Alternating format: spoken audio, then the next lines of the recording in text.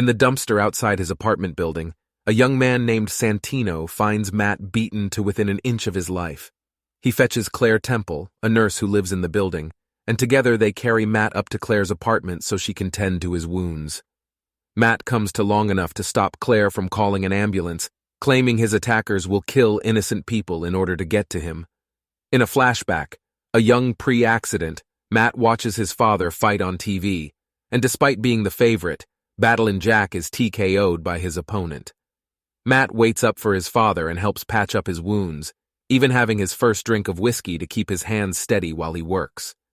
Jack produces an envelope full of cash to cover the rent, but when Matt asks where it came from, he simply says, "Sometimes, even when you get knocked down, you can still win." At Nelson and Murdock, both Foggy and Karen are working late to get the office organized, with Karen trying and failing to hide her amusement at Foggy's terrible singing.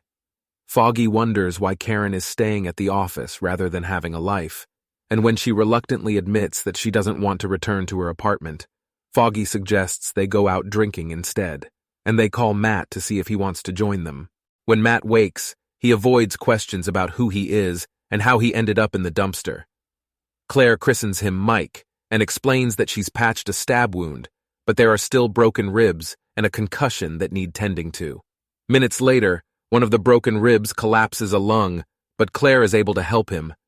When pressed for answers, Matt explains that while tracking the boy that the Russians kidnapped, he walked into a trap and barely escaped with his life.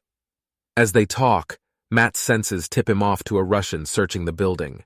In flashback, Matt wakes up in the hospital after his accident and promptly freaks over about the fact that he is both blind and all of his other senses are going into overload, but Jack is there to help him. Sometime later, Matt is learning Braille at Fogwell's gym while Jack trains. He overhears a gangster named Roscoe Sweeney telling Jack that he'll get a chance to fight Carl the Crusher Creel, but as part of the deal, Jack must have his ass go down in the 5th round.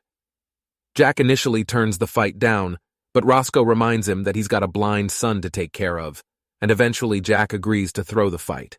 In the present, the Russian comes to Claire's door claiming to be a detective. He sees through her lies and leaves to inform his superiors, but Matt knocks him out with a fire extinguisher. Meanwhile, Foggy and Karen wind up at Josie's, a Hell's Kitchen bar where the customers look a lot meaner than they really are.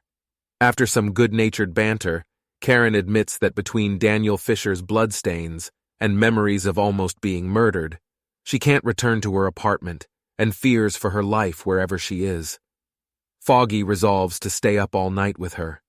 On the roof of Claire's building, Matt ties up the Russian and prepares to interrogate him, though Claire is still skeptical about the whole situation.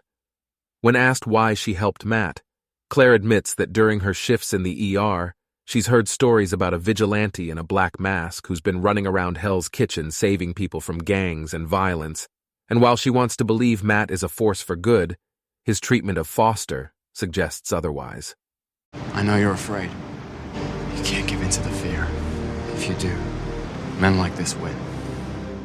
Young Matt's Braille reading is coming along, and Jack has new gear for his fight against Creel, including a red robe inscribed with Battlin' Jack Murdock.